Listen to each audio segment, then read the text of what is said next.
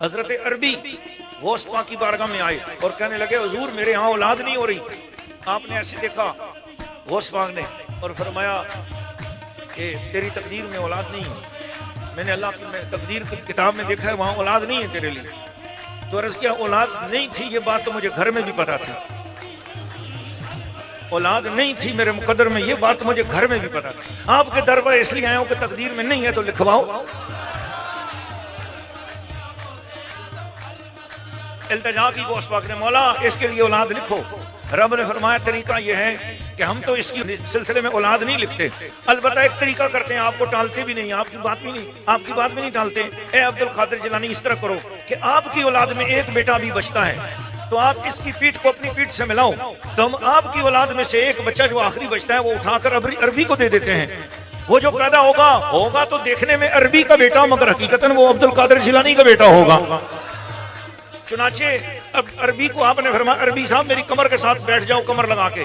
تو وہ کمر کے ساتھ کمر لگا کے بیٹھے. مولا جوڑ دی. اللہ نے فرمایا ہم نے بھی تقدیر موڑ دی. تو اس عربی کے ہاں یہ محی الدین ابن عربی پیدا ہوئے ہیں. اور مجھے یہ اعزاز حاصل ہے کہ الحمدللہ اللہ پاک کی مہربانی سے جب بغداد شریف حاضری ہوئی تو وہاں سب علماء نے کھڑے ہو کر بیان کیا. اور جس وقت میرے بیان کی باری آئی تو میرے لیے کرسی بھیجی گئی اور کرسی پر بیان. پھر پہلے میں ڈر گیا کہ یہ وہ دربار ہے جہاں پر میری کیا اوقات ہے کہ میں کرسی پہ بیٹھ کر بیان کروں. پھر میں ڈر کے پھر میں بیٹھ گیا کرسی پر. اس لیے میں نے کہا اب غوث پاک کی بھیجی ہوئی کرسی کو انکار کیسے کیا جائے. تو بس پھر میں بیٹھ گیا اپنے آپ کو نالائق تصور کرتے ہوئے کہ اپنے آپ کو بالکل اس قابل نہیں، بلا استعداد بلا استحقاق، یہی تصور کرتے ہوئے کہ آقا نے بھیجی ہے، انہوں نے بھیجی ہے تو مجھے بیٹھنا پڑے گا، میں کون ہوتا ہوں انکار کرنے والا.